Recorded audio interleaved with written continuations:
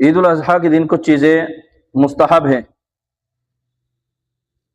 جیسے کہ غسل کرنا، مسواک کرنا۔ مسواک کا اہتمام عام دنوں میں بھی ہم تمام مسلمانوں کو کرنا چاہیے۔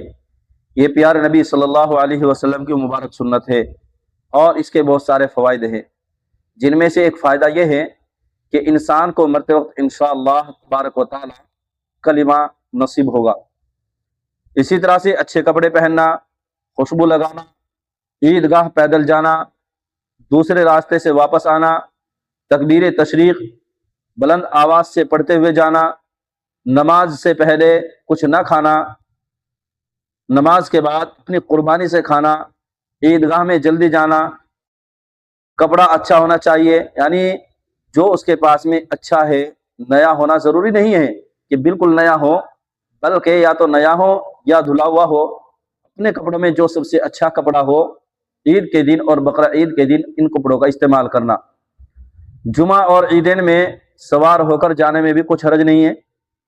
اگر اپنی سواریوں پر سوار ہو کر جانا چاہتے ہیں تو اس میں بھی کوئی حرج نہیں ہے، لیکن جو شخص پیدل جا سکتا ہے اس کے لیے پیدل جانا افضل ہے۔ یہ مستحب چیزیں ہیں۔ اسی طرح عید الاضحیٰ میں راستے میں تکبیر زور سے کہے گا اور عیدگاہ میں پہنچ کر نماز شروع ہونے تک تکبیر کہنے کی گنجائش ہے کہ جب نماز کے لیے کھڑے ہو جائیں امام صاحب، اس وقت تک تکبیر تشریق بلند آواز سے کہتا رہے۔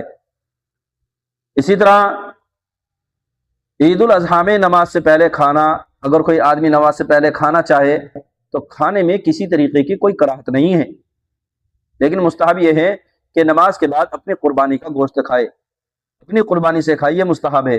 اگر کوئی آدمی پہلے ہی کچھ کھانا چاہتا ہے تو کھا سکتا ہے۔ عید کے دن جس طریقے سے مردوں کے لیے وہ تمام چیزیں کرنا مستحب ہے، اسی طریقے سے عورتوں کے لیے بھی مستحب ہے کہ وہ بھی غسل کرے، عمدہ لباس پہنے، شاندار لباس پہنے، کیونکہ یہ دن خوشی کا دن ہے، زیب و زینت اختیار کرنے کا دن ہے۔